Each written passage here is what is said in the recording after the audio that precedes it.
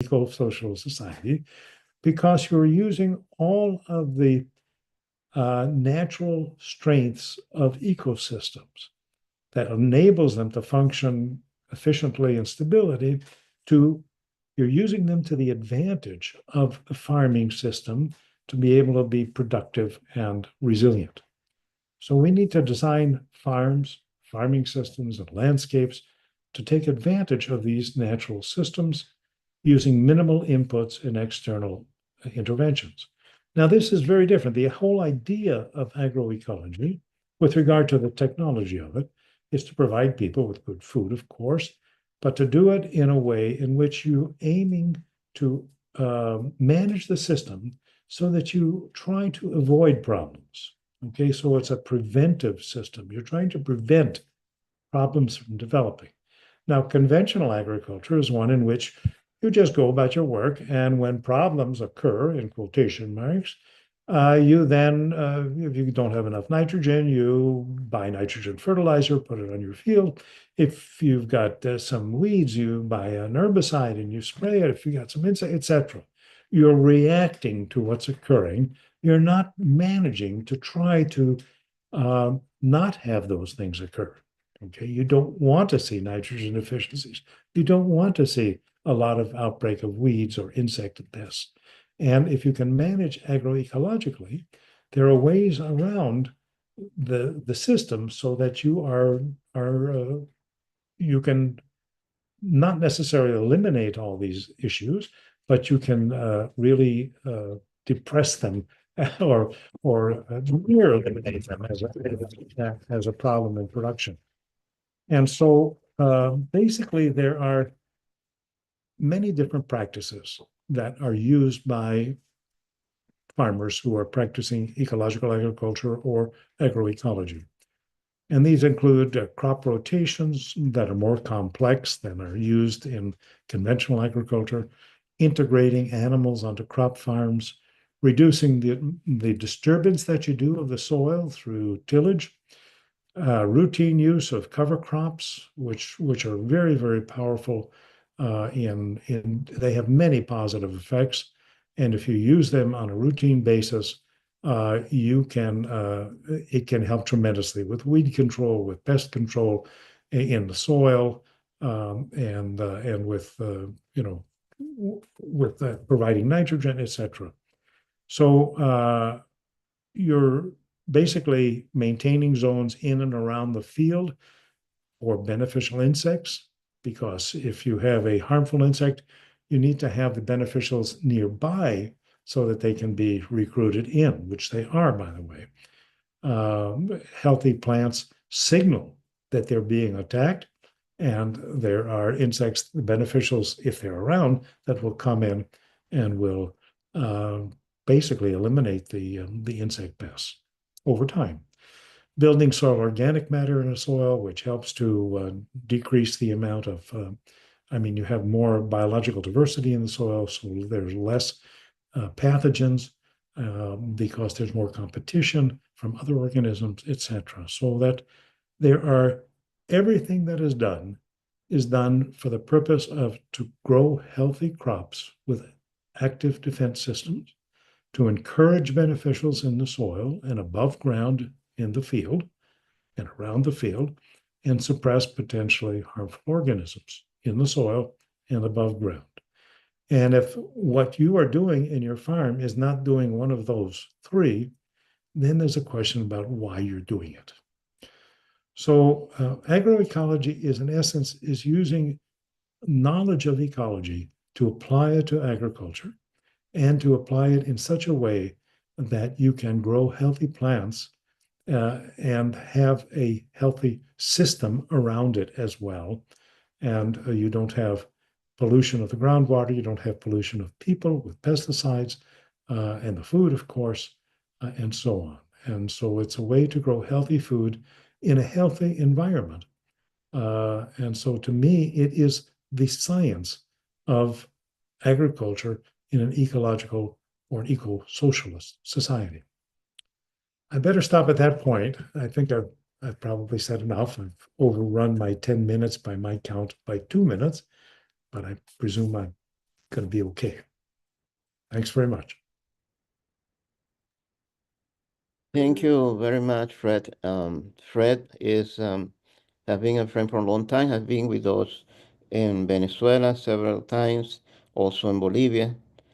And also I remember that he was one of the panelists of the big conference that took place in Cochabamba related to Mother Earth years ago with, I think that was the Vice President Linera at that time in the panel, and also David Choquehuanca and other key people from Bolivia and from United States. Other speakers were in the same panel. Gracias. Thank you, Fred, for being with us.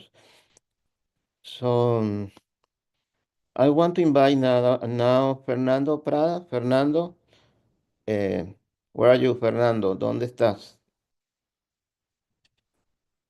Hello.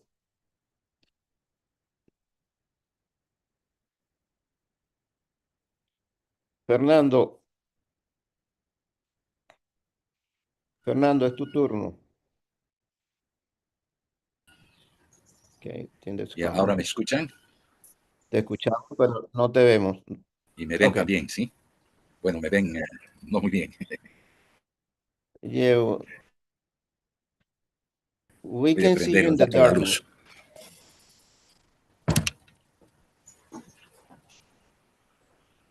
Fernando is right now in Cochabamba. He is a PhD professor in climate change, and he also has been someone that has been living most of his life in the Amazon. So, and it's a great friend. He has received several delegations that we organize and that we have been organizing to Bolivia. Okay, Fernando, your time, tu momento.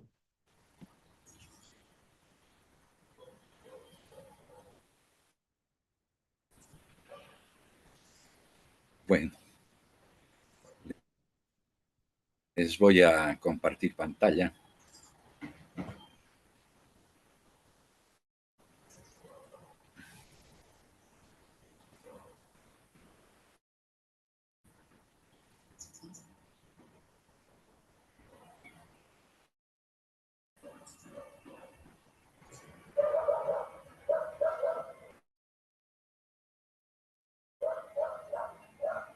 Me sale que no puedo compartir pantalla, que la función ha sido deshabilitada.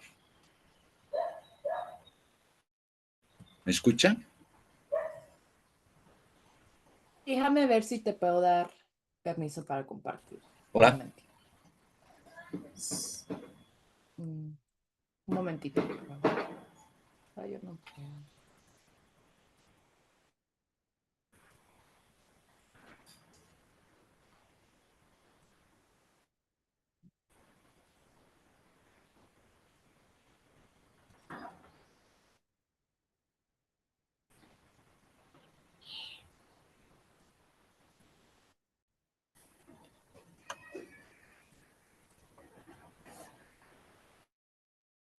Ahora sí están viendo mi pantalla, ¿no?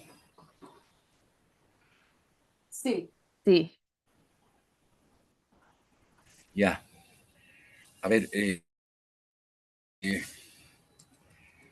yo antes quisiera decir algunas cosas, ¿ya? Para mí, hablar de estas cuestiones es un poco hablar no a nombre, sino de las experiencias que he compartido con los pueblos indígenas, en este caso en la Amazonía boliviana, ¿no? Entonces, voy a dar algunas referencias teóricas, pero en resumidas cuentas me parece importante es de que, y es una discusión que los movimientos indígenas tienen mucho en Bolivia. Es decir, a ellos les molesta, digamos, bueno, no les gusta que los traten, digamos, en una bolsa como sin identidad, ¿no? Es decir, ellos creen que todas estas cuestiones del cambio climático, todo, las realizan en realidad con su, con su propia cultura, ¿ya? He utilizado el concepto de ecología política, que me imagino que todos conocen, y que es el manejo cultural de la biodiversidad, según las características de los pueblos indígenas. Y eso supone, evidentemente, un conflicto político entre el capitalismo extractivo y sociedades indígenas de reciprocidad con la naturaleza. Esto es muy importante, es decir, hay que ser recíproco con la naturaleza. Ya vamos a ver, hay algunos ritos que hay que devolver lo que se saca de la naturaleza. No se puede sacar así nomás, ¿ya? Entonces, esa reciprocidad, además importante, no es solamente con la naturaleza, sino es una reciprocidad entre los seres humanos, que es muy importante. En la cuestión que quisiera destacar es de que ellos plantean una descentralización epistemológica, es decir, hay diversos sistemas de conocimiento intercultural, interacciones complejas y a largo plazo de los seres humanos y el medio ambiente, pero no es en abstracto, sino es en concreto según cada cultura. El concepto que utilizo aquí es de geografía, es decir, una escritura simbólica del paisaje, que es un concepto que lo han trabajado bastante bien los de la geografía humana en el Brasil, ¿no? Es decir, la geografía no es un espacio neutro, territorial, sino es una construcción simbólica del paisaje que para los pueblos indígenas es muy importante. Lo último que quisiera decir en esta introducción es de que estas sociedades de las que voy a hablar son sociedades amazónicas que no están centradas en la agricultura, ¿ya? Es decir, cuando hablamos de cambio climático, generalmente nos basamos mucho en la cuestión de la agricultura, pero las sociedades amazónicas, si bien tienen agricultura, sus actividades fundamentales de soberanía alimentaria están en la pesca, la caza y la recolección de frutos silvestres. Es decir, esto configura de otra manera las lógicas productivas de estos pueblos, ¿no? Y lo último que quisiera decir es de que en estas sociedades lo más importante es la planificación de los flujos hídricos, ¿ya? Hay que planificar los flujos hídricos, sobre todo en esta época donde el cambio climático está produciendo grandes alteraciones en estas sociedades y en todas, ¿no? Muy rápidamente voy a este mapa. Yo voy a hablar de los llanos de Mojos, que son las llanuras inundadizas del Beni, lugar donde se inundan y hay épocas de sequía muy fuertes. Lo que hacen estas sociedades es manejar y tener un control planificado de esos flujos hídricos, que vienen desde las alturas de la cordillera de los Andes con nieve y van bajando a, digamos, ya establecer unas relaciones en las llanuras inundadizas del Beni, superficies totalmente planas, ¿no? Voy a hacer referencia rápidamente, porque no es el motivo, a la cultura de los mojos, que es una cultura en el siglo XIII, XIV, XV, que existía en la Amazonía boliviana y que es una gran cultura y que supone una gran construcción de obras de arquitectura. Si nosotros vemos aquí estas lagunas que se ven aquí, son 3 lagunas, son lagunas artificiales, ¿sí? O sea, son lagunas construidas por el ser humano. Y el sentido que tienen estas lagunas es, Fernando, este es un esquema de un investigador, ¿sí? Perdóname, creo que la slide no está avanzando. ¿Qué no está avanzando? Las slides, tú estás, Ay, ¿por qué? tú estás hablando de laguna, but no vemos las lagunas. Yo estoy viendo la cultura hidráulica de los llanos. No ha circulado nada? No, No ha circulado nada. no. Grave. ¿Por So, qué eso? Nada. you have not been able to see any slide, no? Hello, people? ¿Ah?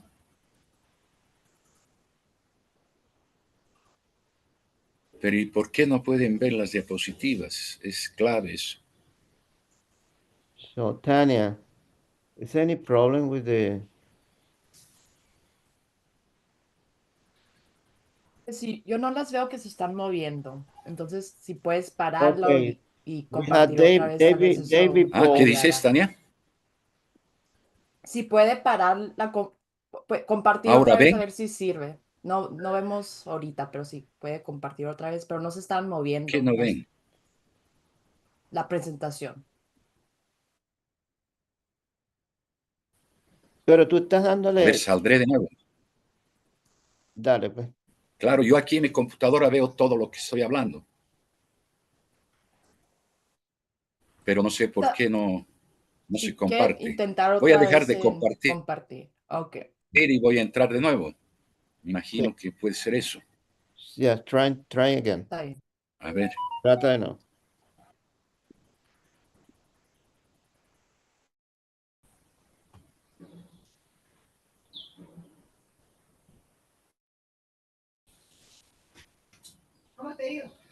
ahí sí se ve.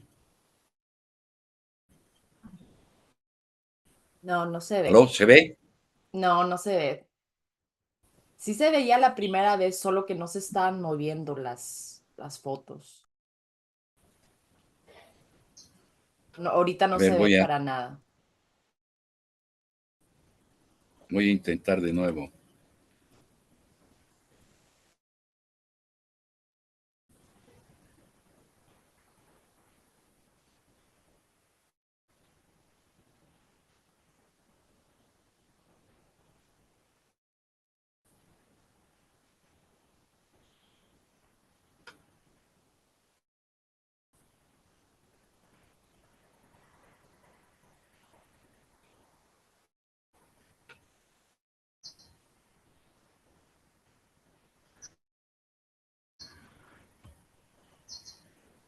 ¿Ahora sí ven? Si vemos un documento de Word, eso nos está compartiendo de Microsoft.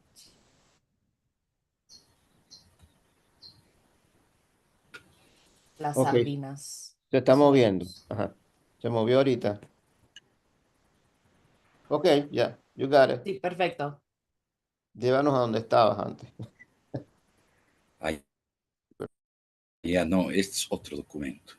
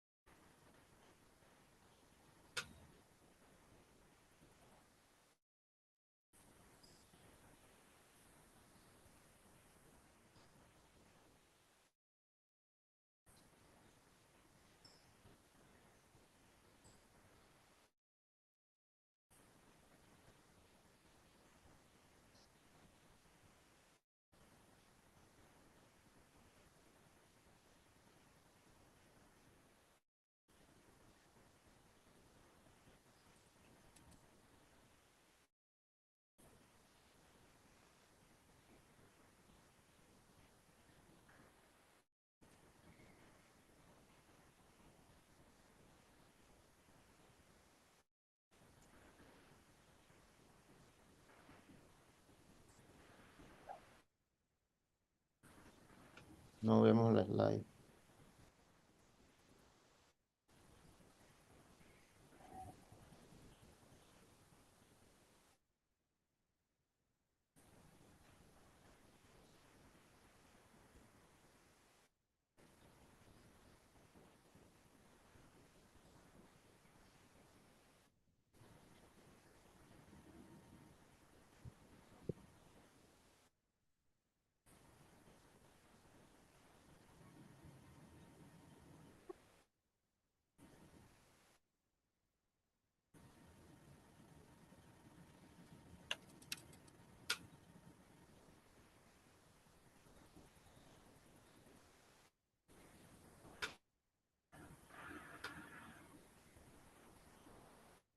Okay, Fernando.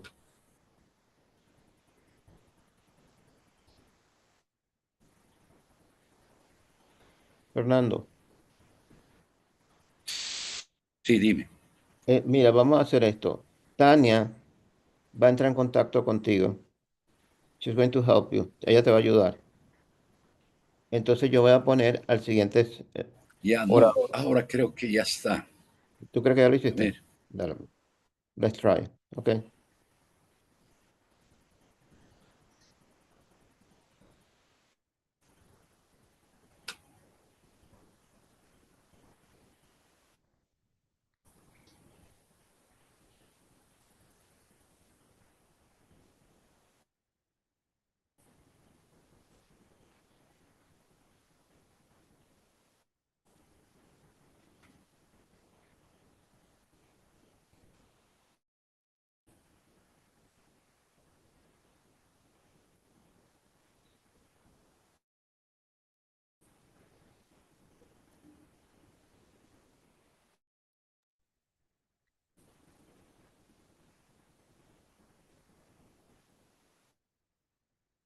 Okay.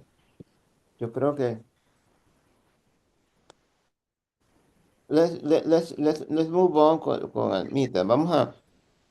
Fernando, vamos a poner a Almita mientras tú pegas el slide, compartes este slide. ¿Te ya, parece? sí, mejor, Dale, pues. So, okay. Sorry, guys. So mejor. let's basically call Amita. She's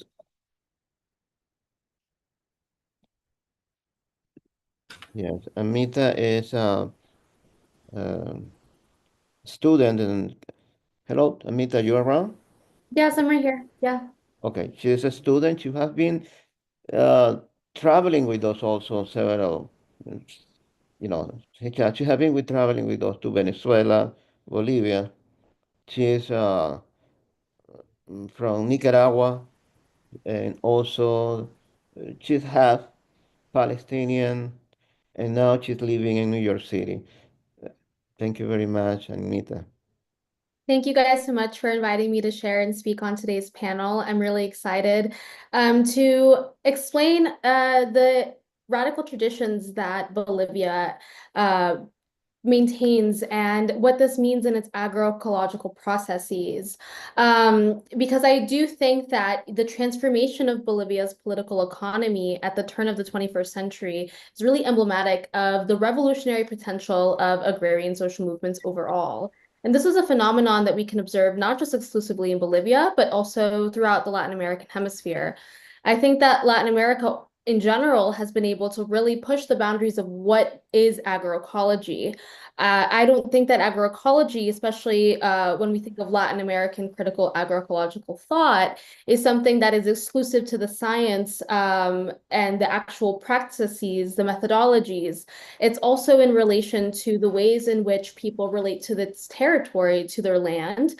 And there's also this biocultural component where a lot of ancestral knowledge, indigenous knowledge, Black knowledge, these epistemologies are brought to the forefront and um, they try to recover these ancestral ways of land stewardship. And so I think that, agroecology in essence is a confrontation to hegemony. It's a confrontation to the crises of accumulation. I think that right now at the current stage of capitalist development, we can observe modes of accumulation that are of waste. It is through extractivist policies, it is through war.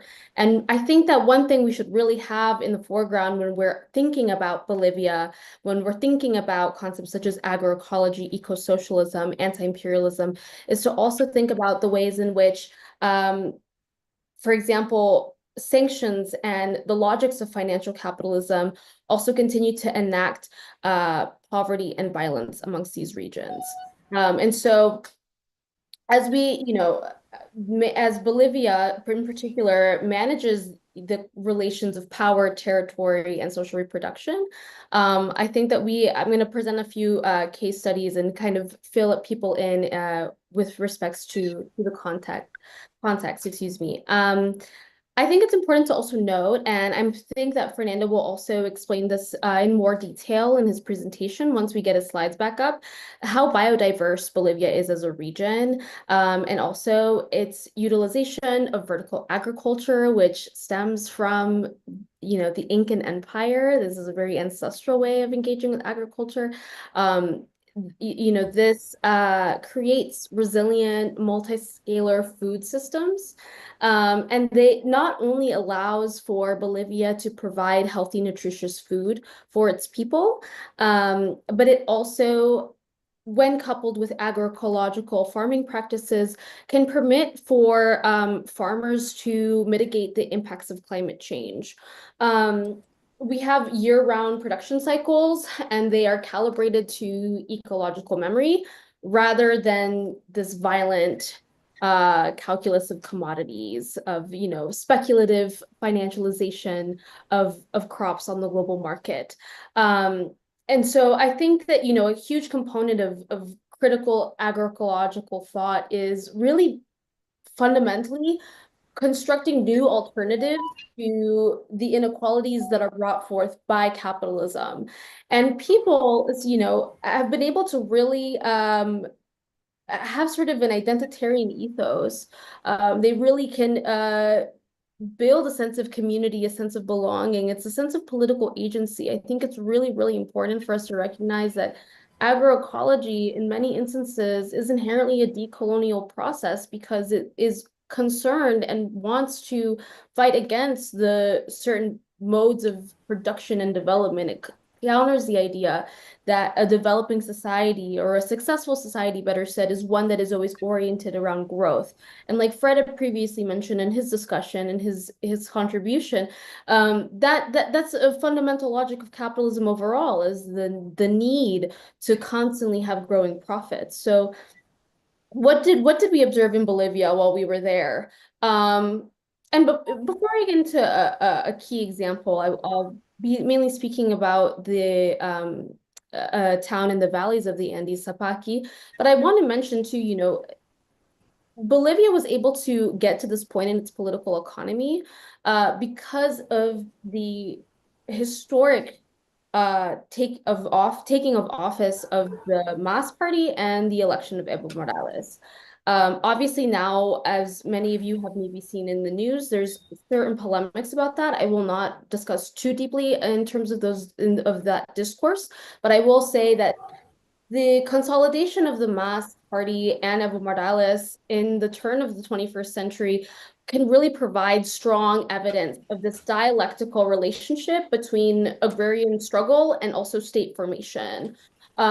And this was made possible through, for example, coca leaf farmer unions, rural syndicates, indigenous organizations. All of this leads to, results in an epistemology, it results in a way of not only farming, but also reifying and respecting certain ways of life that have been threatened by financial capitalism overall. So I think that, oh wait, thank you. So there's this mode of social mobilization that occurred as Bolivians were fighting for food sovereignty, as Bolivians were fighting for ensuring that they not only had access to food, but also, for example, that they saw themselves as a particular class, an agrarian class. And so these principles, these ideas that were brought forth through years of struggle, decades of struggle, that are beyond even, the turn of the century, resulted in things like, for example, in 2009, the addition to the right to food sovereignty was incorporated in its constitution, with Article 255 explicitly recognizing the importance of food sovereignty, agroecology, and community-based economic models. And these community-based economic models are something that we saw really concretely when we were in Sapaki. And I think that it's very exemplary of how Bolivia has been trying to reorient its agricultural policy away from export dependence and towards domestic provisioning, ecological regeneration, and communal control over land and finance. We are observing modes of delinking within Bolivia's political economy overall, as it's trying to challenge and assert itself in the global market. And so when we were in Sapaki, Sapaki, again, as I mentioned previously, it's a region in the valleys of Bolivia. A lot of its production is centered around dried fruit, tomato paste, even flour from native potatoes. And most of the farms that we observe there are small scale farms. They're family farms, which I would argue is also a really fundamental component of how we can build agroecology, is ensuring that people not only have access to land, but also have access to social networks of support that can continue to ensure that we don't fall into the traps of industrialized agriculture. And a lot of the efforts in Sapaki's cooperatives were bolstered by laws that were codified and established almost at this point, almost 10 years, more than 10 years ago. We have, for example, the 2013 Financial Services Law. It mandates that credit be directed towards strategic sectors. Bolivia had development banks that asserted public control over finance in the global south. And so this allowed for there to be greater investment in small-scale agriculture overall. We had spoken to a local official while we were there, Roger Ramirez. He did boast, and spoke about the importance of Arce's industrialization agenda and how this policy ensured that food sovereignty could help local economies, and local community-based economies, I think, are a great way of people being able to take a sense of control and have a sense of political agency and have access to local markets, have access to employment, work, etc. And so, we saw one family farm while we were there. It was a young woman who was managing it. Probably, I think she was a little bit younger than me. She was like 22, 23, also a student. And what was her ambition? It wasn't to go into the city. For just to immigrate permanently. It was to, continue her education and then come back to her family farm in hopes of being able to create some mode of agroecological ecotourism, something that will be able to still generate some kind of profit, sustainability for her and her family, but also continuing being able to engage in agroecological processes overall. And her farm specifically, we saw the production of peaches, apples. They also had access to actual infrastructure that allows for them to dry their products and sell them in the national market as an organic product. That's really important, no? Because the strengthening of the commercialization of agroecological production has been promoted by actual policymakers. And it isn't to say, I wouldn't argue that agroecology is something that only comes from policy. Not at all. Agroecology is something that is rooted in grassroots social movements. It's rooted in people who have also suffered widespread displacement. They have suffered a lack of autonomy, full oppression as a result of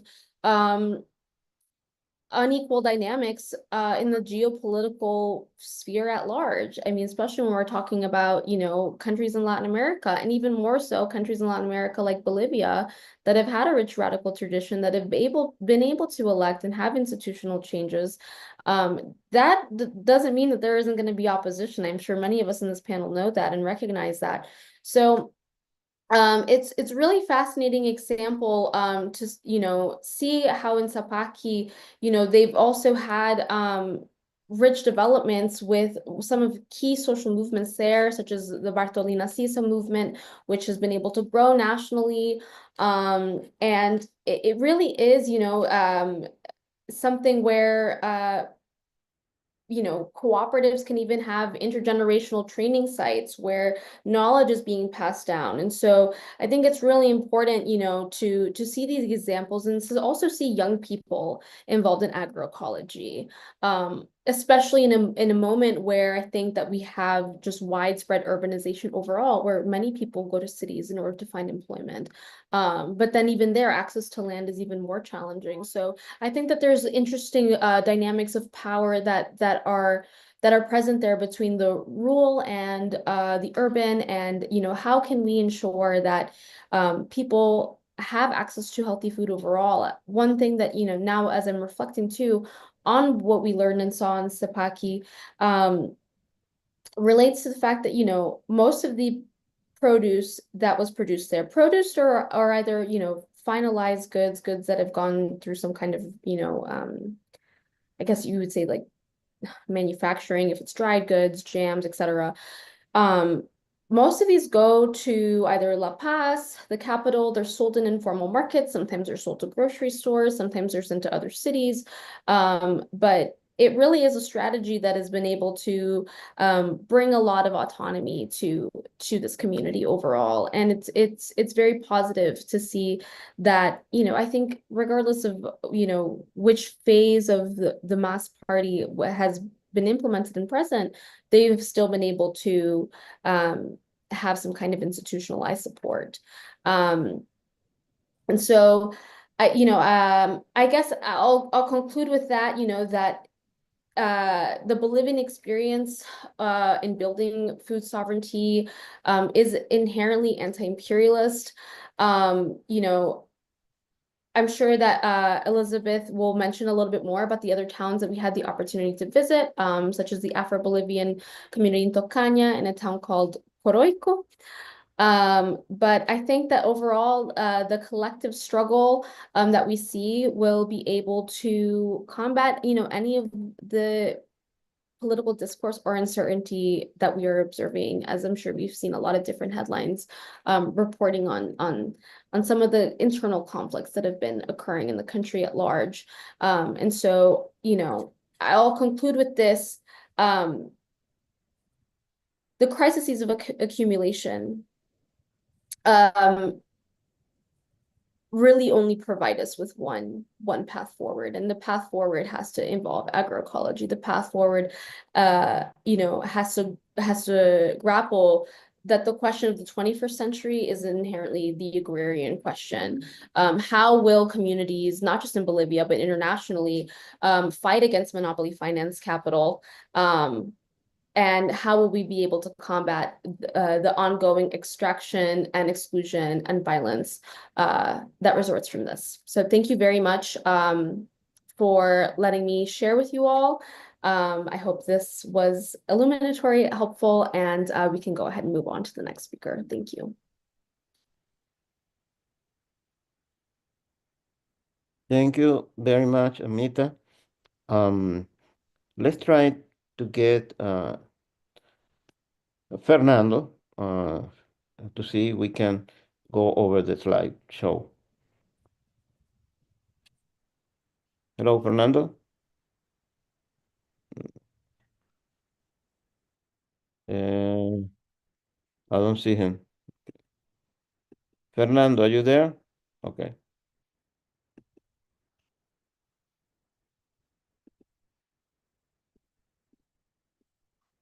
Okay. Okay, you're there.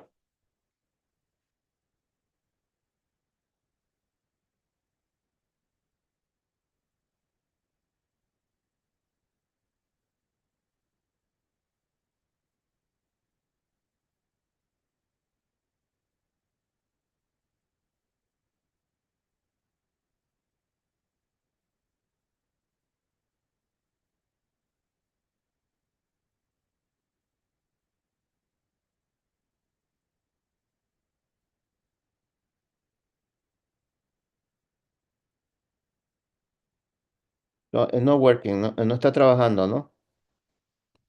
Ah, Fernando.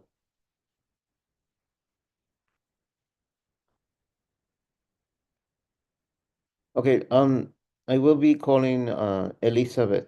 So while you're working there. Voy a llamar a Elizabeth mientras tú estás trabajando allí. ¿Oíste? ¿Oíste, Fernando?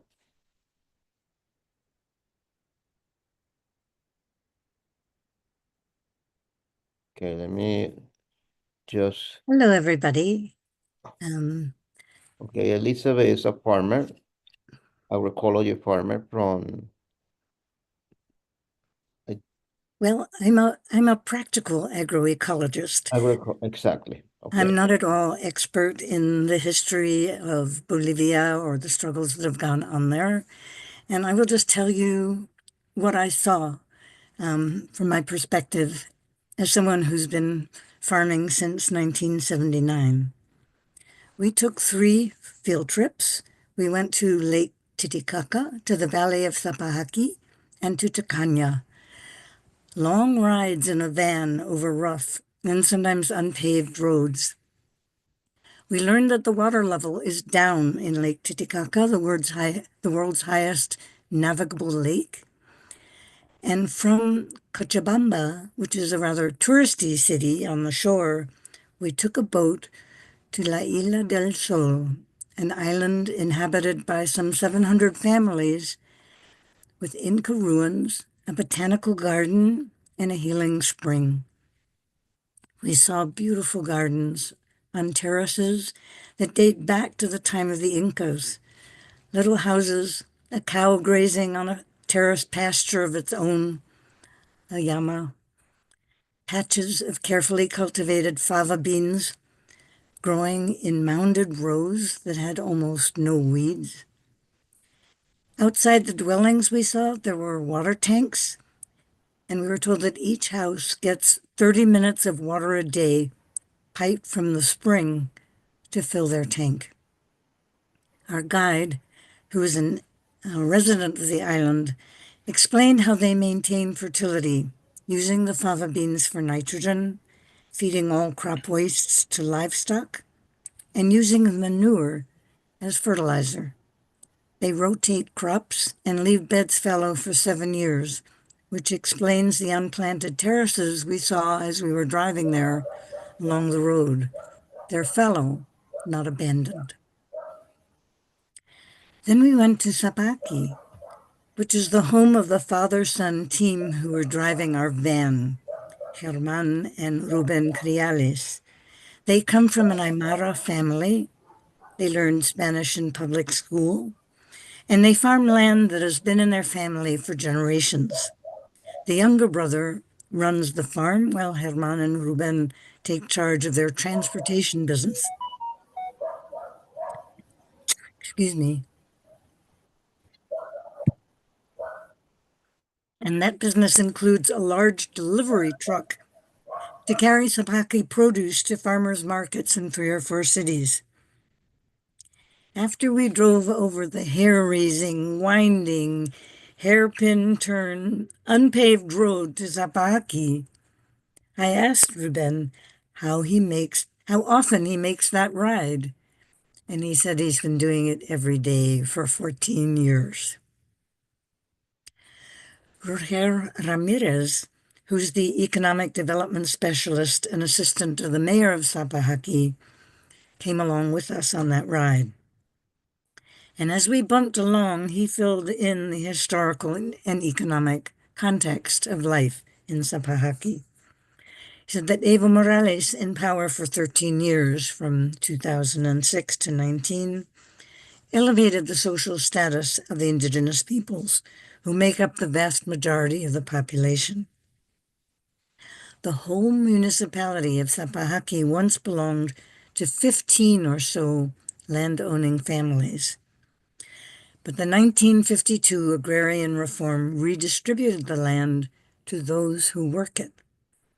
And Roger uses the slim resources at his disposal to improve the markets and to make some improvements and changes in the infrastructure so that the 150 farming families can make a living.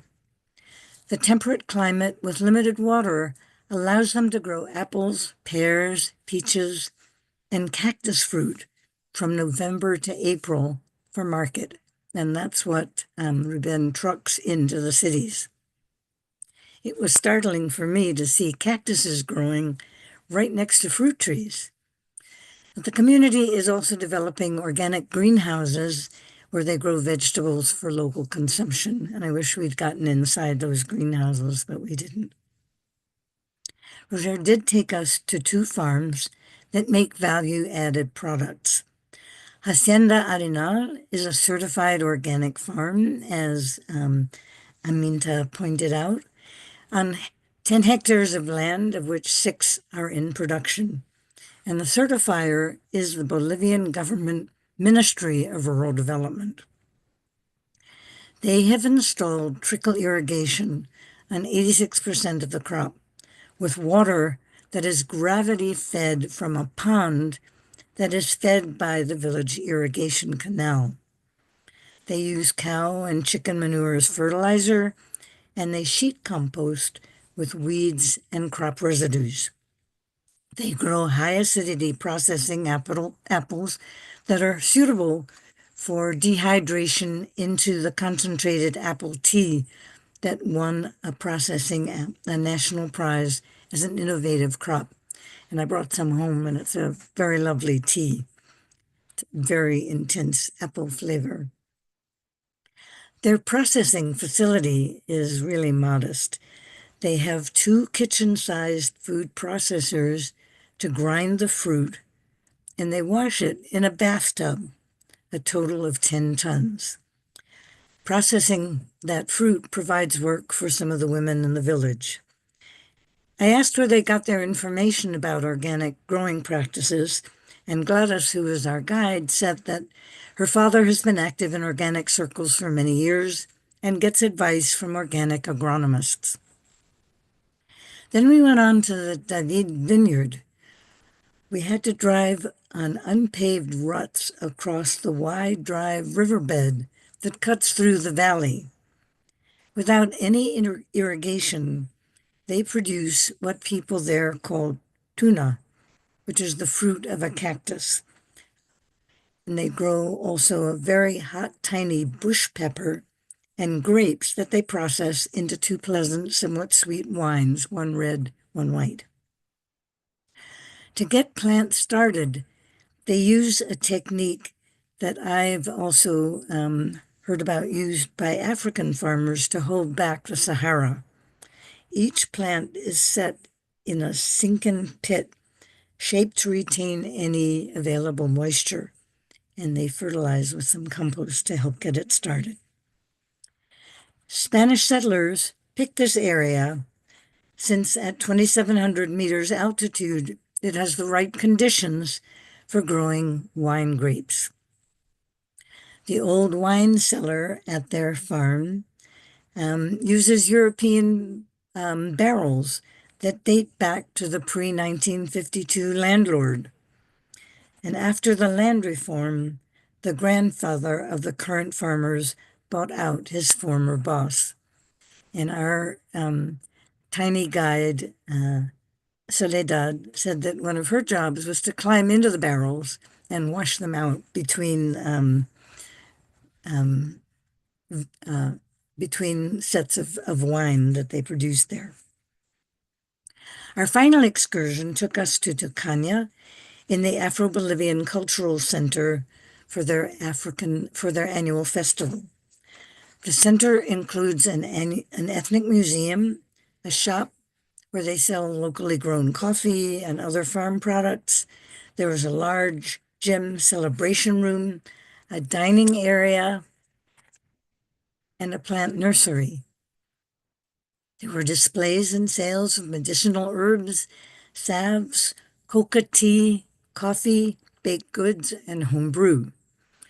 A woman doctor explained that their ethno-medicinal practices are in harmony with Mother Earth and the environment, and she would welcome contacts with Afro-American seed growers and herbalists. We can send anyone interested her email, and if you Google Tocana, you can actually find them on Facebook. Edgar Gemio Zabala, who was the curator of the Tocana Ethnographic Museum and the very lively MC for the whole event, recounted the history of Afro-Bolivians who were brought to Bolivia as slaves to work in the mines and then to grow coca. The high point of the festival was the entertainment, men on playing drums and women dancing, and bit by bit they invited us all to join with them in the dancing, and it was a lot of fun. The next morning, Edgar gave a detailed description of coca growing, emphasizing how much work it entails. Narco trafficking is strictly prohibited by law, but growing coca is legal in that area. You need a permit to sell it, and Edgar said they only sell to people that they know. They plant the low bushes on steep, sunny hillsides, on narrow terraces with 10 inches between rows and 3 inches between plants. Weeding and picking are the big jobs. And since the plants are only 2 to 3 feet tall, picking the leaves 1 or 2 at a time must be done bent over. It's kind of like my experience of picking broccoli side shoots. It really is hard on your back. They spread harvested leaves in the sun to cure for 3 to 4 hours. A planting lasts 25 years, and then they rest the land for 5 years before replanting. With all the differences of geography, history, and culture, we here in the Northeast share the struggles of the indigenous peoples of Bolivia, and we can learn from our brothers and sisters of the soil and join with them in what our introductor to the agroecology of the region, Edgar Mendieta of Fundación Renace, called the Decade of Nature. And I think it's important for us to think of this decade that way, because it's going to be a hard decade for nature and for all of us. But by practicing agroecology, I think we can come through the other side and perhaps realize the agroecological civilization that Fred talked about so beautifully. So thank you for your attention.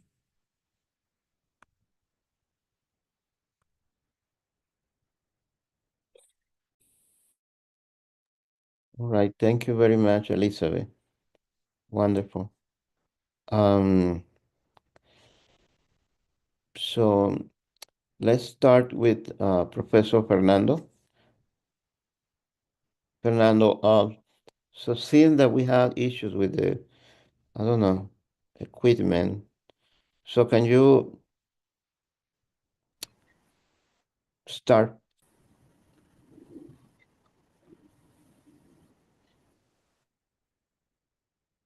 ¿Puedes hablar? Voy a ver si puedo compartir. Sí, comparte.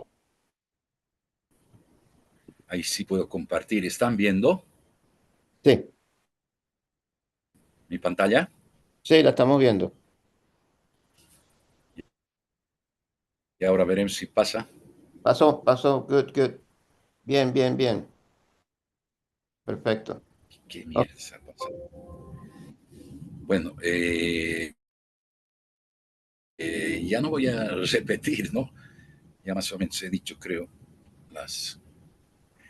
lo que me interesa es, digamos, mostrar este descenso de las cordilleras real de los Andes, los picos nevados, y que van bajando hacia la Amazonía y van constituyendo estas llanuras inundadizas del Beni.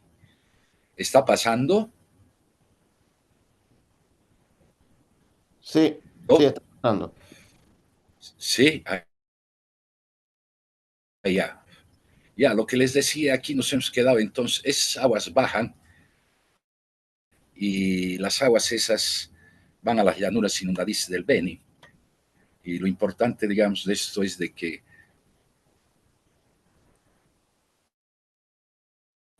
hay una cultura ancestral, los mojeños del siglo XIV, XVI más o menos, que es una sociedad hidráulica que realizó el manejo de las aguas claras y de las aguas con nutrientes, ¿no? El famoso limo que llevan los ríos. Ellos construyeron islas artificiales así. Aquí tenemos dos, que es un esquema de investigación, y dos lagunas artificiales. Y lo importante aquí es de que estos que pueden ser caminos en la época seca, en la época de lluvia son caminos también, pero para canoa, ¿no? Entonces se movían de un lado a otro en canoa en la época de inundaciones. Y la otra característica de esta cultura mojeña es su sistema de camellones. Es decir, lo que hacen ellos, aquí vemos estas perpendiculares, digamos, que, que son terrenos construidos artificialmente. O sea, son levantados con nutrientes para ahí poder realizar sus cultivos. La otra cuestión interesante es de que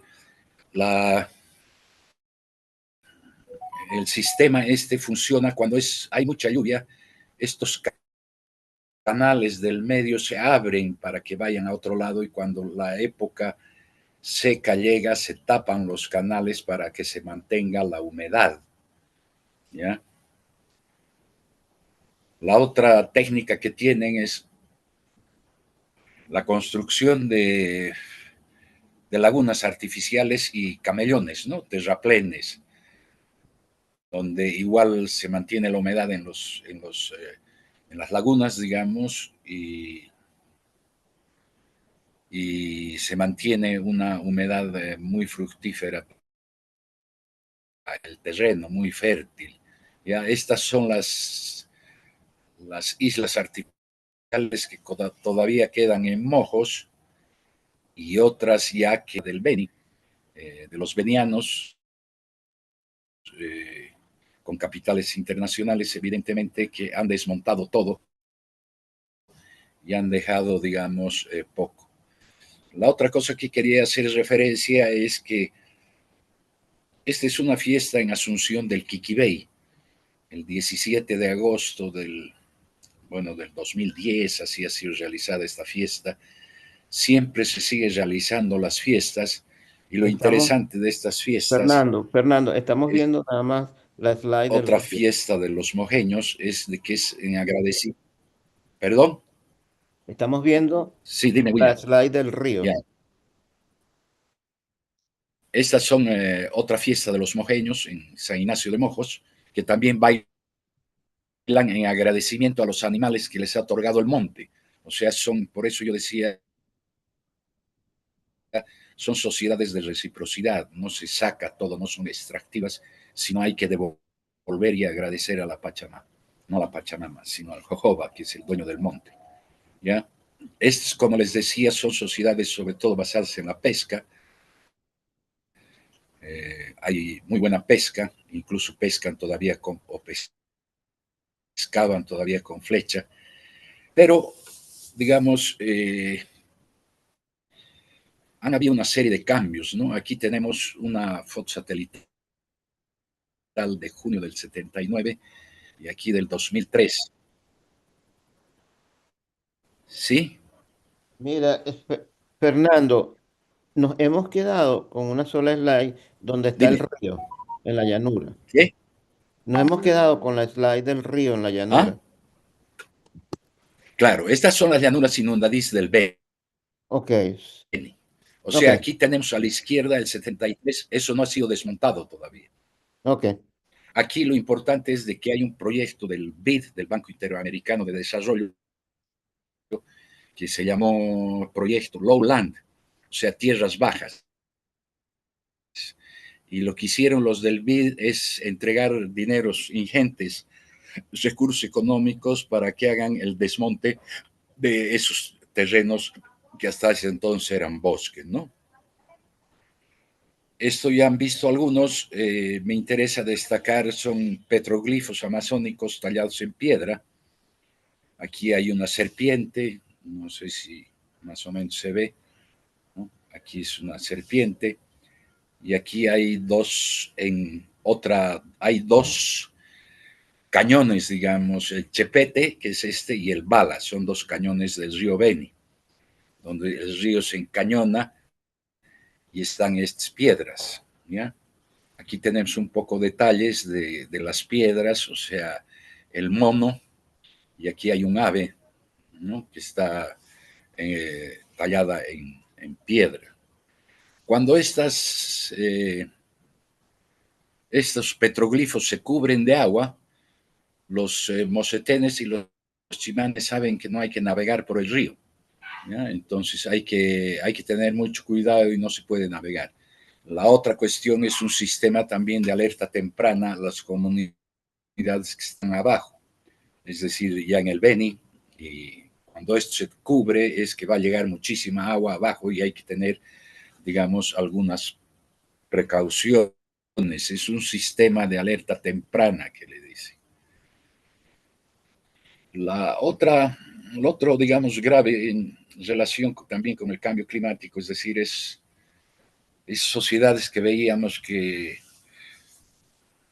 tenían un acceso más o menos limitado, pero acceso a los recursos de biodiversidad. Ahora con los incendios, es un incendio del año pasado, que se han quemado alrededor de 3 millones de hectáreas en la Amazonía boliviana y otro tanto en la Amazonía brasilera, ¿no? Son incendios gigantescos, ¿ya? Ahora, lo último que quiero comentar es de que estas comunidades, estos pueblos indígenas, tienen, como muchos otros, bioindicadores climáticos, ¿no?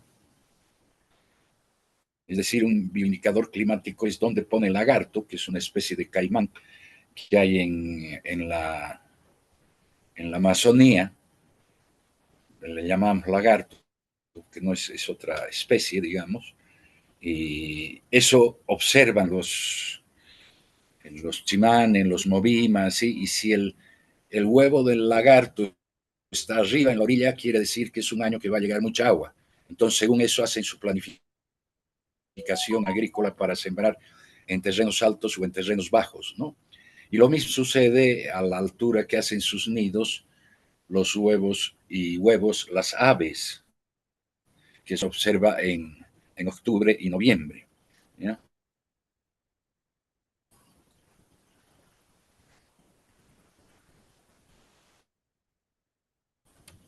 La otra técnica agrícola que creo que es muy importante y sobresaliente en estas tecnologías que tienen los indígenas de tierras bajas de la Amazonía es su siembra siempre es dispersa, ¿no?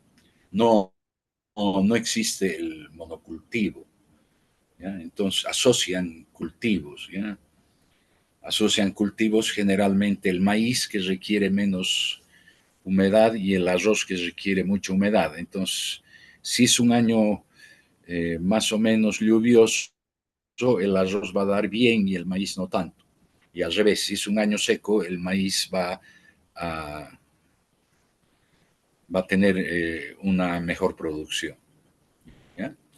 Esto es lo que quería compartirles. Siento la demora y bueno, así es la vida.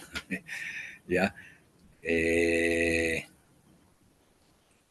Eso es lo que quisiera un poco ver, es decir, lo que decía al principio.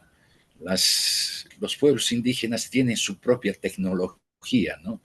Tienen sus propias tecnologías agrícolas y de sistemas de alerta temprana, etcétera, etcétera, ¿no? Muchísimas gracias, Fernando. Fernando también es profesor de la universidad. Perdone más bien el desastre. No, no, tranquilo. Eso pasa hasta en las mejores familias. Fernando es profesor en Cochabamba, en la Universidad Mayor, en la Universidad Mayor de San Simón. Okay, so we have maybe we can open a window for people that wanted to make some questions, few questions for the panelists. Or maybe Ya no estoy compartiendo pantalla, ¿no? Ya salí. sí. Ya, puedes sencillamente parar el video tuyo. Para tu cámara y ya. So I want to see if someone want to make a question or someone wants something to add to the intervention of the panelists, or if any panelists want to add something.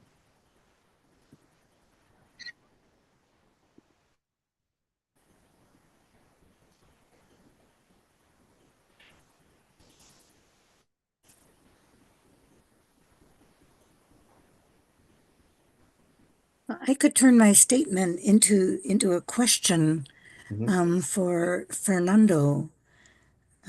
You say that the indigenous people have their own practices, and yet so many of the practices resemble indigenous practices from countries like Japan, South Korea, China, Africa, countries in Africa. So I think when people live close to the earth and depend on feeding themselves, there's a certain logic to how you work with soil and weather.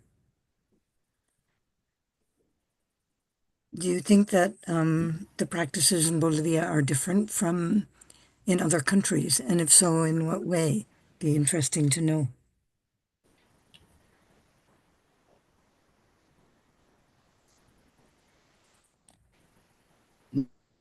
Creo que hay similitudes en sociedades, digamos, de bosque, ¿no? En sociedades que tienen una masa vegetal grande. Hay similitudes sin duda alguna, pero también hay diferencias. O sea, creo que eso es importante, ¿no? Es decir, ver dónde están las características específicas de cada cultura, ¿no? Comparten, cierto, pero hay características también muy específicas que son propias de la cultura y propias digamos, del ecosistema en última instancia donde desarrollan sus actividades, ¿no? Entonces, sí, hay bastantes referencias en común de bosque, ¿no? Que tienen harto bosque y que tienen, por lo tanto, harta agua, ¿no? Entonces, pero sin embargo, yo creo que, por ejemplo, en la cuestión de los bioindicadores, ya tienen especificidades según las flores que observan, ¿ya? Entonces, otro bioindicador es flores, ¿no? Los bioindicadores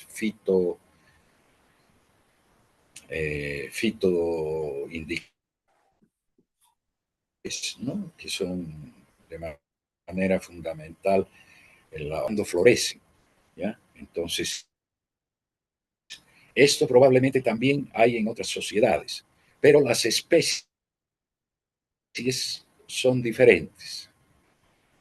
Yo creo que una de las cuestiones, digamos, importantes cuando reflexionamos sobre estos temas es no intentar generalizar, digamos, sino al contrario, también llegar a las especificidades de las plantas o de las flores que se observan para determinar la cantidad de lluvia que va a haber en un determinado año. Entonces, esto sí creo, porque En última instancia, creo que esas observaciones son importantes para ver qué es lo que se está afectando en el ecosistema, para que está dañando, digamos, su sistema de planificación de los bioindicadores que antes tenían.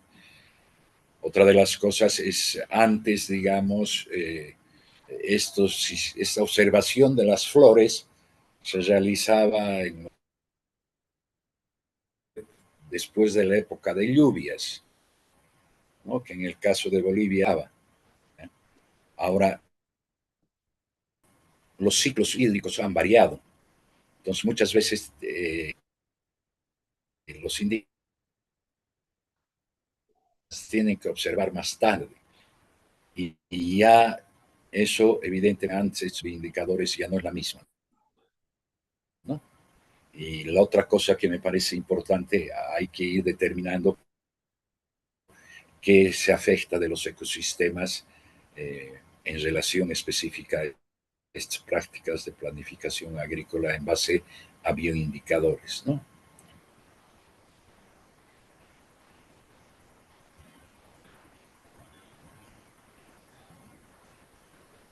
Gracias, Fernando.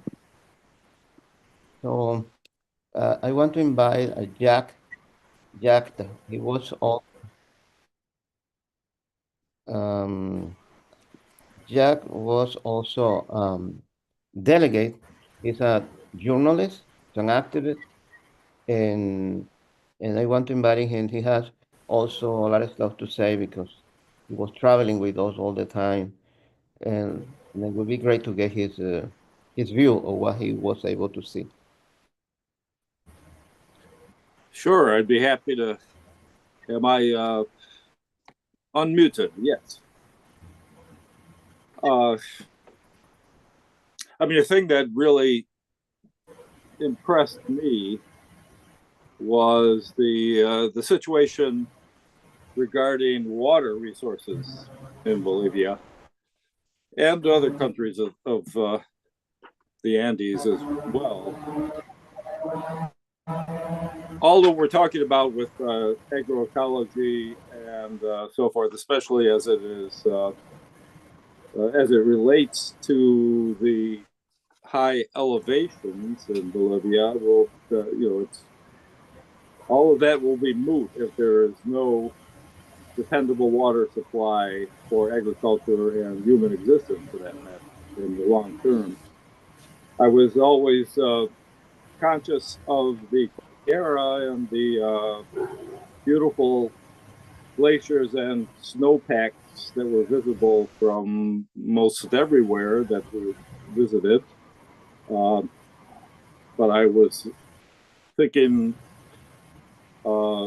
pretty obsessively, I guess, about how fragile those resources are and how much the cultures and the practices, agricultural practices and others, communities depend on the melt water from the high regions there, the glaciers and snows. We were there in the rainy season, I was told. Maybe I'm kind of spoiled by being a Great Lakes person, but the rainy season there didn't seem too rainy. I think that it really emphasizes just how critical the situation is in Bolivia with climate change and long-term patterns of precipitation and drought. We experienced one good rainstorm that deposited some snow in the upper reaches. It sort of made more attractive some of the post-mining areas that we saw in the mountain passes. But the rivers ran generously only for a short time, and with relatively little. The riverbeds are extremely rocky. They reminded me of like California, Northern California, and so forth, but much larger than that. Also drier. The fragility of the ecosystems there is something that we ought to be thinking about all the time. And that brings us back to what we're doing. I mean, here in North America, I personally work with a number of organizations, Sierra Club, Extinction Rebellion, the Adirondack Mountain Club. I contribute to Greenpeace, which is severely stressed, as you may know now, with a judgment in court against them, Greenpeace USA. And I think about the necessity for us to really redouble our efforts to have coalitions to attack the sources of the climate crisis. It's starting here. It's not the Bolivians, it's not the people in the Altiplano who are creating the mess that they are in much more than we are. So that's what I just like to leave everyone with, that we have to, tend our own garden, so to speak. I would say that that's also very important wherever we are in regard to our indigenous communities here. Here we work, hopefully we'll be working more hand in hand with the Haudenosaunee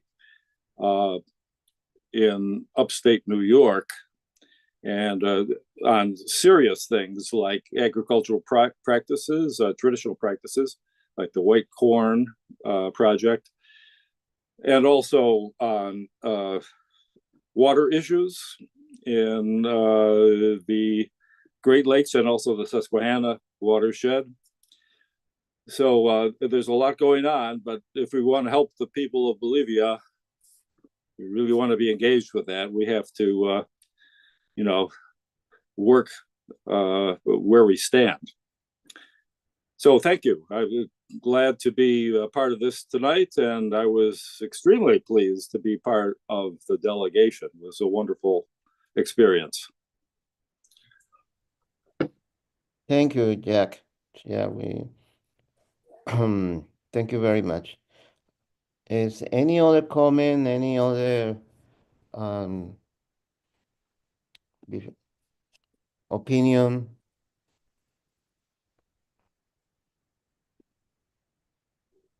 Looks like someone named Brendan Delvin put a question in the chat. He writes, do we have a sense of how agroecological movements and practices relate to political changes in Bolivia? Learn anything about how agrarian producers were affected by the coup, or if the current instability within the mass leadership has impacted them? I would be open to sharing a little bit. I know that, Fernando can also supplement some more contextual factors in relation to that. But one thing that I wanted to mention is that the coup attempt of 2019 with the U.S. installment of Janina Áñez completely transformed a lot of the political agency of Bolivians overall. There was widespread repression, and many people had even lost their lives. And so it goes without saying that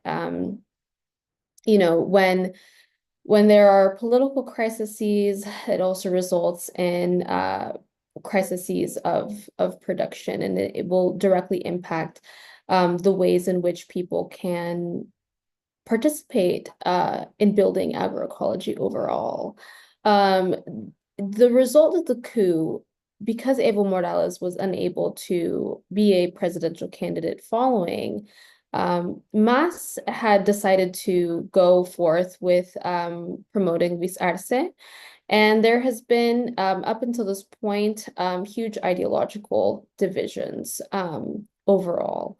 And the state of the left in Bolivia, I think, is contending with these contradictions. They're contending with how how do you, one, create confidence amongst masses, amongst the agrarian sector, working class people?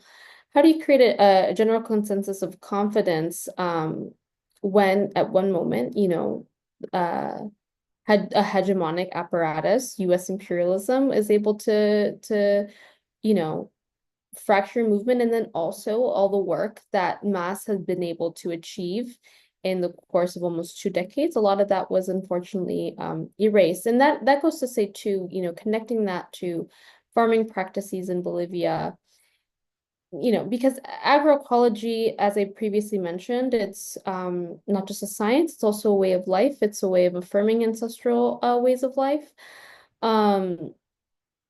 And that also means that it's subject to contradictions and to challenges. And how do states also contend with the fact that they have to sell goods in a global market, right? So reflecting on kind of some of the conversations that we had with different folks, I mentioned the example of Sapaki, right? And we spoke with Roger, who is deeply involved with the development of the community. Sapaki is approximately like 15,000 people, if I'm not mistaken. And so there's like because Arce has really pushed for politics of industrialization. And a lot of these policies have been halted, or they haven't been able to pass because there's also a lot of ideological division within the legislative bodies in Bolivia. And so that complicates how policies that are meant to foment agroecology in the region are actually squandered, right? With that being said, in Sapaki, there was also the construction of bridges, and that was part of the industrialization of Arce's current government. Sapaki was unable to achieve all of the material resources that it needs. And that's something that, local organizers and political actors are attempting to remedy. But this was a case study where I think that there was more support for Arce. Was that the case in other farms that we went to? Not necessarily. Not necessarily. Some people, I remember in Tocana, right? Some farmers had felt perhaps even a sense of ambivalence of like, the work will continue in whatever way, shape, and form that looks like, regardless of who is in government.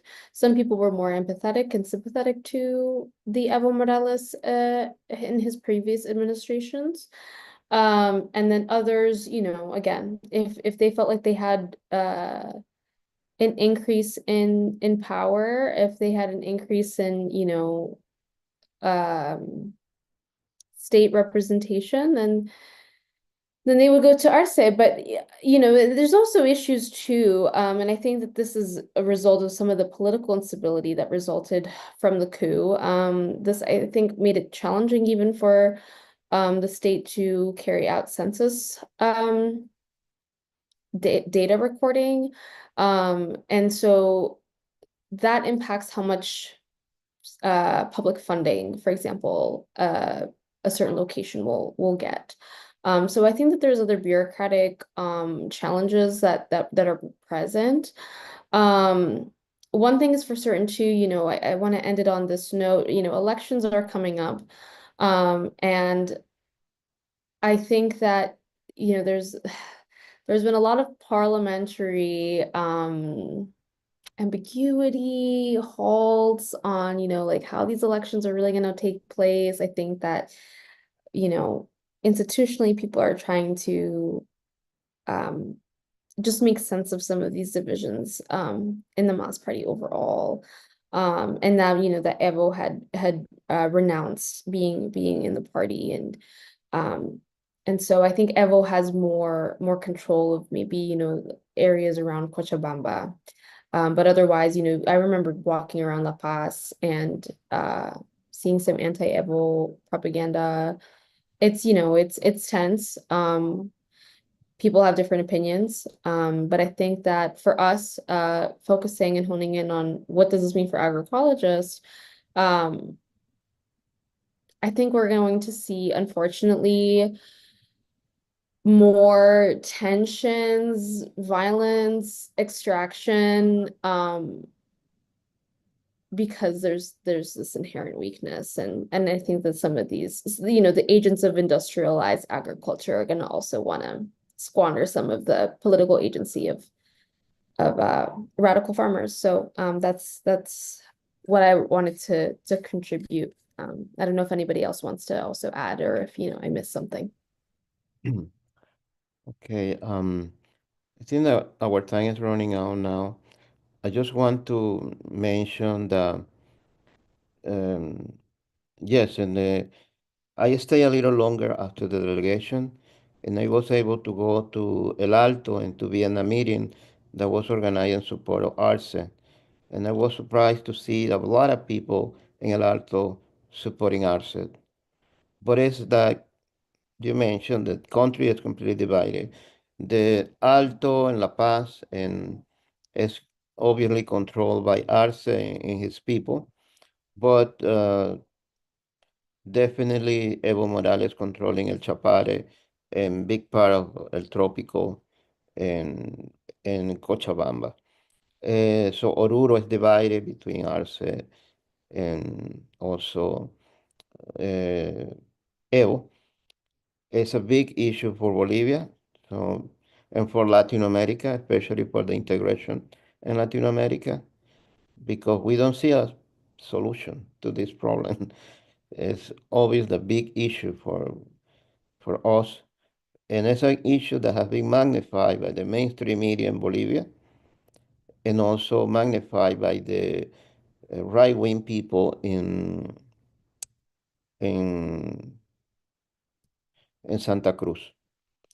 And those are the people that control the economy, and they have been helping to with this crisis that Bolivia now is facing, economically talking. It's a big crisis right now coming soon, and in front of the election, with the intention to basically serve the power to the right wing, and the division between the left and then the economic crisis are the elements that will help the right wing to get back to get back to the power. So that's a big issue for us. But I feel that also it's a lot of hope because there's still a lot of people organizing. We were able to see how they are basically trying to put everything together in the middle of this chaos, and I feel like yes, from this chaos something has to come out. Hopefully positive for the people of Bolivia. I don't know if Fernando want to add something to this, but I feel like this is a very critical moment for Bolivia.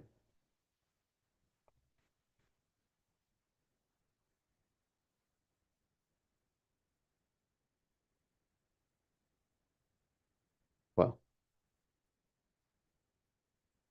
let's move on. So I want to thank everybody for being with us today.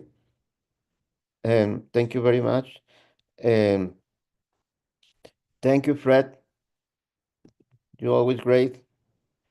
I hope to see you sometime soon in Vermont. And Vermont is so beautiful in the spring. You have to go, guys. And Fernando, thank you very much. Also, sometime soon in Cochabamba to drink some glass of wine.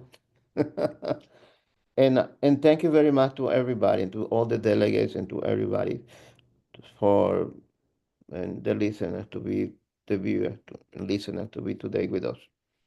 So I see you soon. Oh, and thank you to the interpreters. Yes, Mercedes and Giselle. Thank you very much. Good night. Good night. Thank you. Thank you, everyone. Good night, Fred.